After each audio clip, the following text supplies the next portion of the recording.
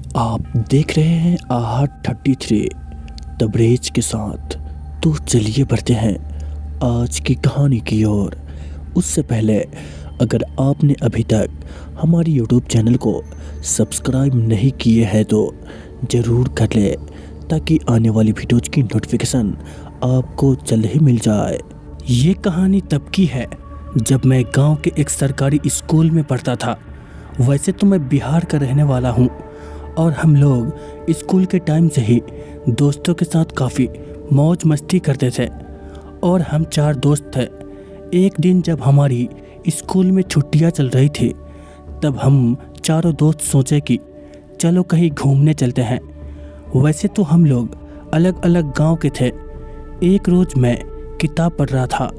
मुझे तो बहुत डरावनी कहानियाँ पढ़ने का शौक़ था। इस कारण मैं शनिवार के दिन घर बैठे किताब ही पढ़ रहा था। तो अचानक मेरे मोबाइल में फ़ोन आया, जो कि मेरे दोस्त का ही कॉल था। और मैं कॉल उठाया और बातें करने लगा।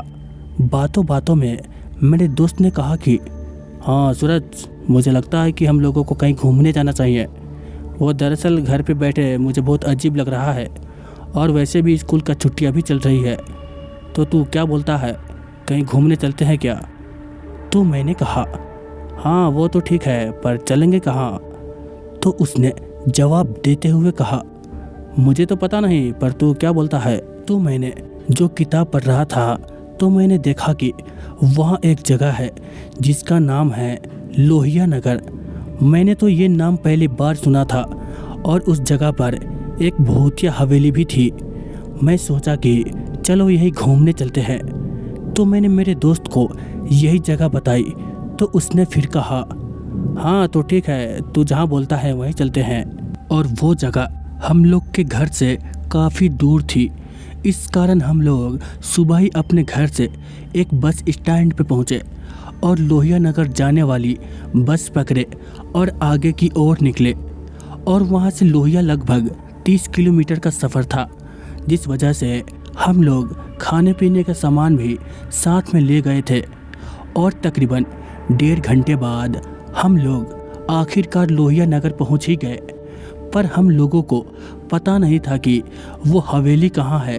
तभी हम जैसे आगे ही जा रहे थे कि आगे की ओर से एक अंकल हमारी ओर आ रहे थे, जिस वजह से हम लोग उस अंकल से उस हवेली के बारे में पूछे। हाँ सुनिए अंकल जी, हम लोग तो यहाँ पर नए हैं, पर वो हवेली कहाँ है जो भूतिया हवेली है?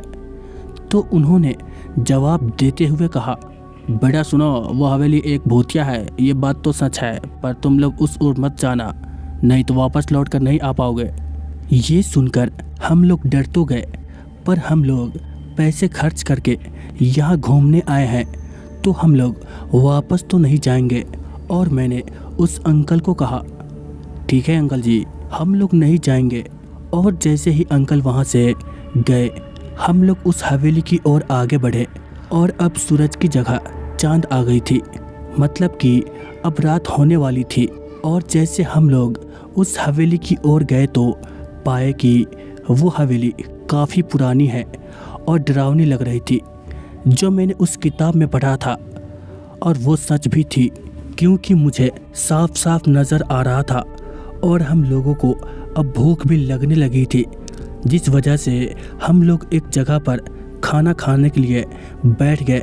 और काफ़ी मौज मस्ती चल रही थी कि तभी अचानक से हवेली के भीतर से किसी की रोने की आवाज़ सुनाई दी।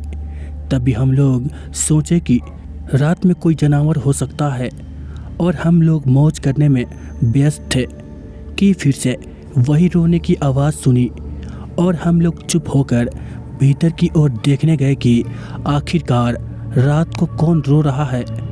भीतर जाने पर वहाँ कोई भी नहीं था कि तभी अचानक से एक परछाई हमारी सामने की तरफ से गुजरी, और अजीब तरह की बदबू भी आ रही थी। तभी मेरे दोस्त को एक चीज़ ने ऊपर की ओर लटका दिया और उसे धड़ाक से नीचे गिरा दिया। ये देखकर हम लोग काफ़ी डर गए और वहाँ से भागने लगे। डर के मारे हमारे शरीर थरथराने लगी और हम लोग भागते भागते गांव की ओर आ पहुँचे। लेकिन हमारे एक दोस्त भीतर ही गिरा पड़ा था और हम लोग जैसे तैसे गांव की सड़क पे ही रात गुजारी। और जैसे सुबह हुई तो हम लोग फिर से उस हवेली के अंदर गए तो पाए कि वहाँ से हमारे दोस्त गायब था। जो कि कहाँ गया ये तो हमें भी मालूम नहीं था। और हम लोग वहाँ से बस स्टॉप से बस पकड़कर अपने घर पहुँचे और ये सब बात अपने घर वाले को बताई तो उन्होंने काफ़ी दिन उस गांव में जाकर काफ़ी खोजे, लेकिन हमारे दोस्त कहीं नहीं मिला। मुझे तो बड़ा ही दुख हो रहा था। दरअसल मैंने ही उसे वहां जाने को कहा था। वो तो किस्मत सही था कि बाकी लोग बच गए, नहीं तो आज मैं आपको हमारे साथ घटी इस घटना को नहीं बता रहे होते। अगले दिन से हम सभी स्कूल जाने लगे, लेकिन अब भी अफसोस हो रहा था कि काश हम लोग उस अंकल के बात मान लिए होते और हम लोग साथ होते। अब ये बात सोचने का क्या फ़ायदा। तो दोस्तों, ये थी हमारे साथ घटी एक सच्ची घटना। तो चलिए मिलते हैं एक और खौफनाक कहानी में। तब तक के लिए बाय एंड टेक केयर।